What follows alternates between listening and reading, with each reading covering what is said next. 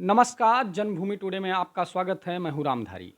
आज हमारी मुलाकात समाजवादी पार्टी के महासचिव, प्रदेश महासचिव जयशंकर पांडे जी से है। हम इनसे कुछ खास बातचीत करेंगे।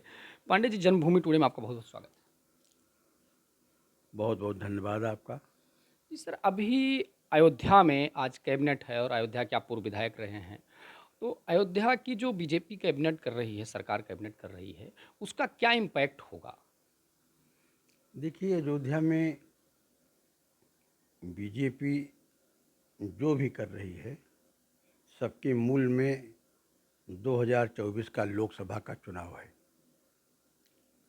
और बीजेपी का ये दृष्टिकोण है कि हम वोटों का ध्रुवीकरण करें। उनके मन में मर्यादा पुरुषोत्तम भगवान राम का आदर्श विकसित और सांस्कृतिक राष्ट्रवाद के नाम पर केवल वोट के फसल काटने की बात है। मैं नहीं समझता कि कोई भी ऐसा दल है कि जो न चाहता हो कि हमारे नेता आदरणीय मुलायम सिंह यादव जी ने ये कहा था कि राम मंदिर का निर्माण या तो आम सहमति से होगा या न्यायालय के निर्णय से। उन्हीं की बात सही निकली और सुप्रीम कोर्ट के निर्णय के आधार पर राम मंदिर का निर्माण ट्रस्ट के द्वारा हो रहा है। लेकिन भाजपा ये प्रदर्शित करना चाहती है कि राम पर कॉपीराइट उन्हीं का है। राम कण कण में व्याप्त हैं, राम सभी के इष्ट हैं और राम के मानने वाले जो हैं पूरे देश और दुनिया में सारे लोग हैं। तो राम पर हमारे नेता डॉक्टर राम मनोहर लोहिया ने, मैं तो कहता हूँ कि सन 52-62 के जो चुनाव हुए, 57, तब जनसंघ पार्टी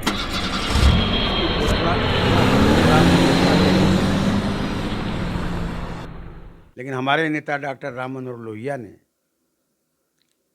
राम के को लोकतंत्र का अग्रदूत बताया था, लोकतांत्रिक मूल्यों का प्रतिष्ठापक बताया था और सबसे पहले उन्होंने 61 रामायण मेला का आयोजन शुरू किया था।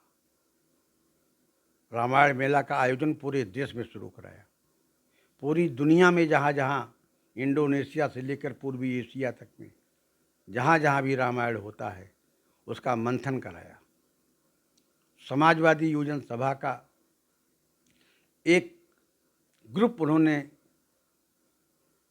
66-67 में फिलीपाइंस में सम्मेलन में भेजा था।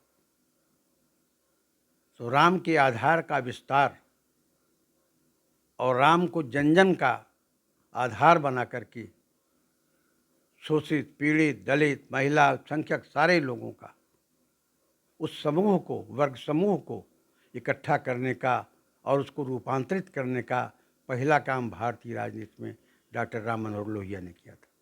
क्या राम मंदिर बन के तैयार होगा? राष्ट्रीय अध्यक्ष अखिलेश यादव भी दर्शन करने जाएँगे? समाजवादी पार्टी के राष्ट्रीय अध्यक्ष आदरणीय अखिलेश यादव जी का धर्म में, राम में, कृष्ण में और सारे धर्मों का आदर करते हैं, विश्वास है सबका। जहाँ भी जाते हैं मंदिर दर्शन करने जाते हैं, चादर चढ़ाते हैं, गुरुद्वारा जाते हैं। और जब राम मंदिर का निर्माण होगा तो सब परिवार दर्शन करने जाएंगे, पूरी समाजवादी पार्टी के सारे लोग जाएंगे। हमारी राम में आस्था है। हाँ, सर, ये इंडिया गठबंधन का ये पहला चुनाव था और इसमें कांग्रेस ने मध्य प्रदेश में समाजवादी पार्टी को सीट नहीं दी। पहले हुआ कि 6 सीट मिलेगी, इसके बाद नहीं मिली तो वो अब अलग होकर चुनाव लड़ रहे हैं। तो इस पर क्या इम्पैक्ट जाएगा और क्या लगता है इस बात के लिए? 2024 का लोकसभा का चुनाव भीमराव अंबेडकर जी के संविधान को बचाने के लिए, इस देश में समाजवाद को बचाने के लिए, लोकतांत्रिक मूल्यों को बचाने के लिए, अघोषित आपातकाल को हटाने के लिए मुद्दों पर चुनाव होने जा रहा है। कांग्रेस पार्टी इस देश की बड़ी पार्टी है और इस समय गठबंधन की सरकारों का दौर है। आपके पास 100 रुपए की नोट है, अगर 1 रुपया निकाल दीजिए तो 99 हो जाएगा। यही 1 रुपया और 99 रुपए का मिलना गठबंधन दौर की आधारशिला है। बड़े दल के लोगों को अपना दिल बड़ा रखना पड़ेगा, तभी शासित और गठबंधन की सरकारें चल पाएंगी। और गठबंधन की सरकारों ने इस देश की राजनीति में बड़े बड़े बदलाव किए हैं। इतने बड़े बदलाव किए हैं कि एक दौर में जो अर्श पर थे उनको फर्श पर भी लाने का काम किया है। इसलिए हर दल को अपनी हैसियत और उनका सम्मान और उनका ध्यान रखने की ज़रूरत बड़े दलों का है। यानी कहने का मतलब ये गठबंधन, इंडिया गठबंधन आगे जारी रहेगा। विधानसभा चुनाव के बाद देश के बड़े नेता बैठेंगे और हमारी पार्टी के राष्ट्रीय अध्यक्ष आदरणीय अखिलेश यादव जी बहुत विद्वान, पढ़े लिखे, समझदार, चतुर राजनीतिज्ञ हैं। देश हित में, लोकतंत्र के हित में, भारतीय संविधान को बचाने के हित में, लोकतांत्रिक मूल्यों की रक्षा के लिए जो भी कदम आएगा, जो भी उचित होगा, वो हर कदम उठाएंगे। मध्य प्रदेश में लगभग कितनी सीटों का आंकड़ा लगता है कि आप लोग पाएंगे, कितनी सीटें जीतेंगे, कुछ आइडिया? देखिए, मध्य प्रदेश में हम अपने आधार का विस्तार कर रहे हैं। कांग्रेस पार्टी ने 6 सीट देने के लिए कहा था। पार्टी के नेताओं ने कांग्रेस के नेताओं से बात किया था। राष्ट्रीय अध्यक्ष माननीय अखिलेश यादव जी से भी मध्य प्रदेश और कांग्रेस के नेताओं ने वादा किया था, लेकिन उन्होंने एक भी नहीं सीट दी। यही आदरणीय जयंत जी के साथ, लोकदल के साथ हुआ। ये दुर्भाग्यपूर्ण रहा।